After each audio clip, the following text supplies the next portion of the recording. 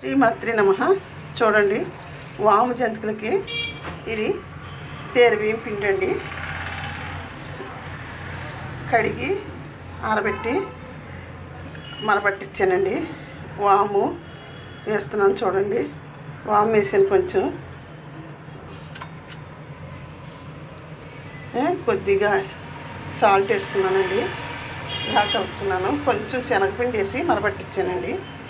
చూడండి, వాటర్ వేసి కొంచెం గోరువెచ్చని వాటర్ వేసుకుని కలుపుకోవాలండి. కలుపుతానండి. చూడండి, ఒకసారి అలా ముద్దగా చేసుకోవాలండి. ఆయిల్ కూడా పెనం పొయ్యి మీద పెట్టుకున్నానండి. వాటర్ వేసుకుని వాము వేసుకుని ఉప్పు వేసుకుని ఇలాగా కలుపుకొని క్రిస్పీగా ముద్ద కలుపుకున్నాను. చూడండి, ఇది జంతికల గొట్టాలో పెట్టుకుని ఆయిల్ కూడా పెట్టుకున్నాను. వేడెక్కుతుంది.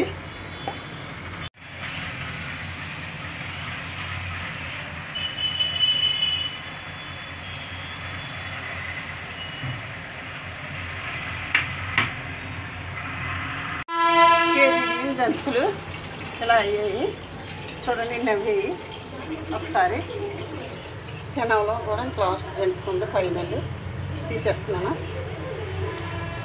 ఒక కేజీ బియ్యం, కరెక్ట్గా కేజీ బియ్యం అంటే 2 తవలు బియ్యానికి జంతికలు ఇలాగా అవి చూడండి, మంచిగా క్రిస్పీగా చాలా బాగా వచ్చేయండి జంతికలు అయితే. చూడండి, ముగిస్తున్నాను వీడియో. శ్రీమాత్రే నమః, శ్రీమాత్రే నమః, శ్రీమాత్రే నమః. ఉంటానండి.